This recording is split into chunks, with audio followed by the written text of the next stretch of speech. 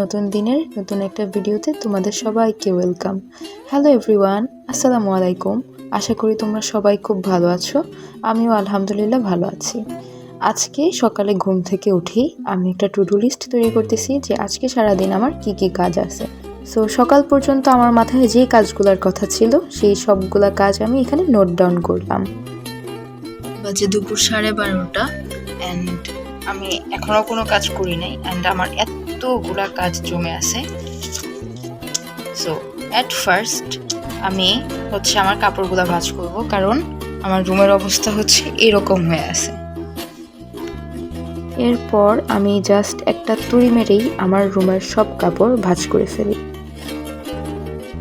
এই যে দেখো, এখনই সব ভাঁজ হয়ে যাবে। এই তো, তারপর আরেকটা বারান্দায় যায়, দেখি আরও অনেক কাপড়, এগুলোও ভাঁজ হয়ে গেল।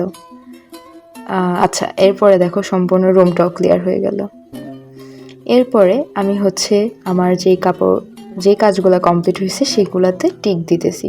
এর মধ্যে আমার থাম্বনেল কমপ্লিট করা শেষ, আমার ভিডিও আপলোড করা শেষ, আমার কাপড় ভাঁজ করা শেষ, আমার ছবি আপলোড করা শেষ, সব কাজ শেষ। কিন্তু আজকের সবচেয়ে বড় কাজ যেটা, আজকে দুপুরের রান্না বান্না আমার করার দায়িত্ব ছিল। কারণ এই যে আজকে যেই রান্নাটা করব, এটা আরও কয়েকদিন আগে আমার আম্মু আমাকে শেখাই দিয়েছিল। তো আজকে একটা কাজে আমার আব্বু আম্মু বাইরে যায়, আমার বোনও যায়। তো আজকে দুপুরের রান্নাটা আম্মু আমাকে করতে বলে। আজকে মেনলি চিংড়ি মাছের শুটকি রান্না করতেছিলাম। তো এটা আম্মু আমাকে অন্য আরেকদিন শেখাই দিয়েছিল, তো আমি সেভাবেই করতেছিলাম। বাট সেই দিন তো 2 জনের জন্য করা হয়েছিল, আজকে এতগুলো মানুষের জন্য করব। তো আমি প্রথমে একটু ভয় পাচ্ছিলাম যে এটা কি আদৌ ভালো হবে বা আমি কি পারবো। আমি তো একা একা কখনো করি নাই, বা আমি কখনো এরকম স্টার্টিং থেকে কাজ শুরু করি নাই। একদম পেঁয়াজ কাটা থেকে, রসুন কাটা থেকে, কাঁচামরিচ কাটা থেকে, স্টার্টিং থেকে শুরু করি নাই। এর আগের বার যখন আমি করছি তখন আম্মু আগে থেকেই সব করে রাখছে, আমাকে মুখে মুখে বলে দিছে, আমি করছি। সো বলা যায় ওগুলো আম্মুই করছে। বাট আজকে একদম স্টার্টিং থেকে আমি নিজের হাতে সব কাজ শুরু করছি। আর এই রান্নাটা আজকে 5টা মানুষ আমরা খাবো। তো এই রান্নাটা যদি ভালো না হয় ওরা কিভাবে খাবে। তো এরকম অনেক রকম চিন্তা ভাবনা করতে করতে আমি শুরু করছিলাম আমার কাজগুলো করা।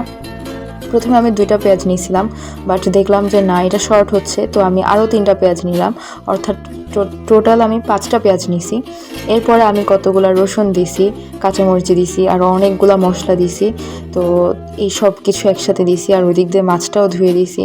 এই যে দেখো, আদা বাটা, রসুন বাটা, রসুনটা এখানে বেশি করে দিলে বেশি মজা হয়। তো এরপরে আমি আবার কতগুলো মশলা প্রথমে আমি ছোট ফ্রাই প্যানটাতে নিয়েছিলাম, কারণ আম্মু আমাকে প্রথম দিন যখন দেখাইছিল সেদিন আম্মু ছোটটাতে করছিল। কিন্তু আমার যে বড়টাতে করা উচিত এই জিনিসটাও আমার মাথায় আসে নাই। তো পরে এর মধ্যে আমার আম্মু চলে আসছে, তো আম্মু বলতেছিল যে বড়টাতে করো।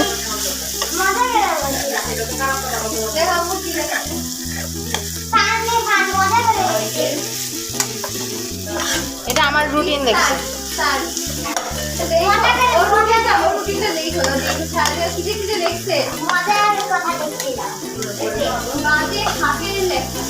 আমার হাতের লেখাতে বেশি সুন্দর, তাই জন্য আমি বাজে করে দেখি। জানানি সবাইকে ডিস্টার্ব করা, মোবাইল 10 মিনিট দেখা, তারপরে থাপ্পড় মারা, তারপরে ধাক্কা ধাক্কা ধাক্কা ধাক্কা করা, ভালো আচরণ করা। আমার রসুনটা তো সিদ্ধ হয় নাই, কম খাও। আরো পানি দিব না, কিছু না, দাও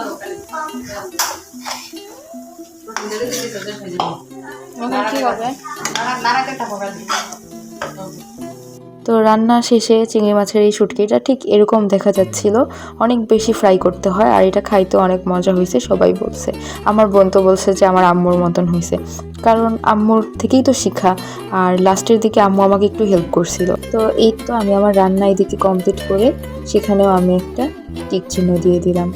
এরপরে মনে পড়লো যে আমি অনেক দিন ধরে পড়াশোনা করি না, তাই আমার টেবিল ল্যাম্পটাকেও চার্জ দেওয়া হয় না।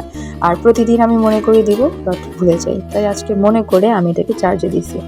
আর আমার ক্যামেরাটাও চার্জে দেওয়ার কথা ছিল, বাট সেটা আমি রাতে চার্জে দিয়েছি।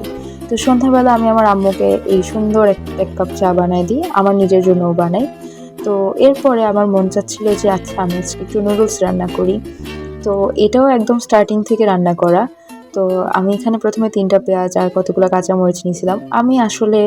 আমি কিভাবে পেঁয়াজ এই বটি দিয়ে কাটতে হয় সেটাও জানতাম না, আজকে আম্মু শিখিয়ে দিছে। এখানে পেঁয়াজগুলো কাটতেছিলাম। তো পেঁয়াজ কাটার সময় তো জানোই চোখের পানি নাকের পানি একসাথে হয়ে যায়। তো আমি প্রথমে পেঁয়াজ কয়েকটা কাটার পর আমার মনে হচ্ছিলো যে এটা হয়তো কাটা হচ্ছে না, তাই আমি আবার মাঝখানে ছুরি নিয়েছিলাম যে ছুরি দিয়ে কাটি। এরপরে আমার মনে হলো যে না এমনিই হয়তো কাটতে হয়, তারপর আমি আবার বটি দিয়েও কাটছি। সো এরকম মিলায় ঝিলায় করছি করতে করতেই শিখবো, এটা যেহেতু প্রথম। এরপরে আমি এখানে সসেজও কাটলাম। তো এখানে আমি একটা বুদ্ধি অ্যাপ্লাই করছি, তোমাদেরকেও বলি। আজকে নুডলস রান্না করতে যেয়ে যেমন একটা নতুন বুদ্ধি অ্যাপ্লাই করছি, ঠিক তেমনই আমি আবার একটা জায়গায় ভুলও করে ফেলছি। বুদ্ধিটা হচ্ছে এই যে নুডলসটা যখন আমরা সিদ্ধ দিই, আচ্ছা তোমরা একটু খেয়াল করে দেখো, নুডলসটা পুরাটা ভাঙা। আমার ছোট বোন বসে বসে এই সবগুলো ভাঙছে। ওকে, সো নুডলসটা সিদ্ধ দেওয়ার সময় আমরা নুডলসটাতে অল্প একটু তেল দিয়ে দিই, যেন এই নুডলসগুলো সবগুলো যেন একসাথে যেন মিশে না যায়, একদম পেগা যেন না হয়ে যায়, নরম যেন না হয়ে যায়। সেই জন্য পরে যখন আমরা সবগুলো একসাথে ফ্রাই করি তখন কিন্তু আমরা সেই পানিটা ফেলে দিই। কিন্তু আমি চিন্তা করলাম যে কেন আমি এটা ফেলে দিব, যেহেতু আমার বোনরা টমেটো খাইতে পছন্দ করে না বা ওরা খাইতে চায় না, বা পেঁয়াজগুলো ওরা খাইতে চায় না, তো আমি যদি এটা একদম ভালোভাবে সিদ্ধ করে পরে ফ্রাই করি তাহলে ওরা খাবে। আচ্ছা তোমরা তো জাস্ট ক্যামেরাতে যতটুকু দেখানো এতটুকুই দেখো, বাট ভিডিওর ব্যাকগ্রাউন্ডটা এরকম থাকে। তো যাই হোক, ওইটা আমি ওইভাবে ওদেরকে খাওয়াইছি যে একদম সিদ্ধ করে ফ্রাই করে, তো ওরা বুঝতেও পারে না যে ওরা টমেটো খাইছে। আর আরেকটা ভুল কি করছি, আমি নুডলসটা সিদ্ধ করার পরে অনেকক্ষণ পর্যন্ত এটাকে আমি একসাথে রেখে দিয়েছি, যার কারণে এটা একটু বেশি নরম হয়ে গেছে, মানে এর জন্য সেরকম ঝোড়া ফ্রাই হয় নাই। তো ব্যাপার না, নেক্সট টাইম হবে। তো নুডলসটা এরকম দেখতে হয়েছিল। তো দেখতে যেমনই হোক, খাইতে অনেক মজা লাগছে, আমার কাছে তো অনেক ভালো লাগছে, আমার বোনদের কাছেও অনেক ভালো লাগছে। আমার আব্বু অনেক প্রশংসা করছে। আব্বু তো যেটাই রান্না করি ওটাই প্রশংসা করে, ভালো হলেও বলে ভালো, খারাপ হলেও বলে ভালো। তো এই তো, এরপরে আমি এটাকে সস দিয়ে দিছি। আর লাকিলি ওই টাইমে আমাদের বাসায় একজন গেস্ট আসছিল, তো এরপরে আমি আন্টিকেও খাওয়াইছি যে আন্টি দেখেন আমি নুডলস বানাইছি। সো একটু ফ্লেক্স তো নেওয়াই লাগে। আর তোমরা রেগুলার যারা আমার ভিডিও দেখো তোমরা জানো যে আমি সস ঠিক কতটা পছন্দ করি, শুধু নুডলসের সাথে না, আমি রুটির সাথেও সস খাই। সস আমার এতটাই প্রিয়। আমি আজকে ফার্স্ট টাইম এতক্ষণ রান্না করেছিলাম, দুপুরবেলাও ছিলাম, সন্ধ্যাবেলাও ছিলাম, রাতের বেলাও ছিলাম। এরপরে আমি আমার পড়ার টেবিলে আসার পরে দেখি যে এখানে আমার কোনো অস্তিত্বই নেই। আমি এখন পড়াশোনা করি না, তাই জন্য আমার টেবিল থেকে আমার সব বই খাতা সরায় ফেলা হয়েছে। এই টেবিলের মালিক এখন আমার ছোট বোন।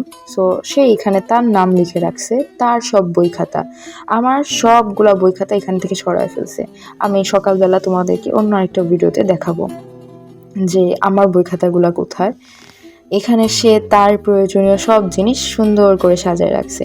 এই টেবিলটা আমি যখন ছোট ছিলাম, আমি যখন ওর বয়সে ছিলাম, তখন উপরের এই তাকগুলা ছিল না, জাস্ট প্লেন একটা টেবিল ছিল। ওর সাজানো দেখে আমার ছোটবেলার কথা মনে পড়তেছে যে ছোটবেলায় আমি কিভাবে সাজিয়ে রাখতাম। তো আমার খুব ভালো লাগতেছিল ওর এত সুন্দর করে ওই টেবিলটা সাজানো দেখে, আর সুন্দর একটা রুটিন দেখার পরে।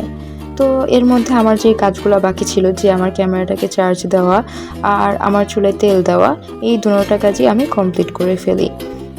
আর সারাদিন তো চুল আঁচড়ানোই হয় না, তেল দেওয়ার সময় চুল আঁচড়ানো হয় অথবা বাইরে যাওয়ার সময়।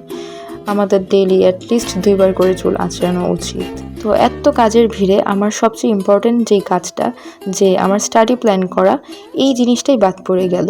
তাই আমি রাত 12টা বাজে ঠিক এখন আমি আমার বই খাতা নিয়ে আবার বসছি আমার পড়াশোনাগুলো একটু গোছানোর জন্য, আমার কি পড়া উচিত কি পড়া উচিত না সেসব প্ল্যান করার জন্য। এখন আমি যখন ভয়েস ওভার দিচ্ছি, এখন অলমোস্ট 12:30টার মতন বাজে, আর আমার স্টাডি প্ল্যান করাও শেষ। আমি ভিডিওটা এডিট করে ঘুমায় যাব। আর তোমাদের যাদের আমার ভিডিওগুলো ভালো লাগে, তোমরা চাইলে আমার ফেসবুক পেজটা ফলো করতে পারো, অথবা আমার ইউটিউব থেকে ভিডিও দেখে থাকলে আমার চ্যানেলটা সাবস্ক্রাইব করতে পারো। চাইলে একটা কমেন্টও করতে পারো, কারণ তোমাদের কমেন্ট পড়তে আমার আসলেই অনেক ভালো লাগে। বাই বাই সবাইকে।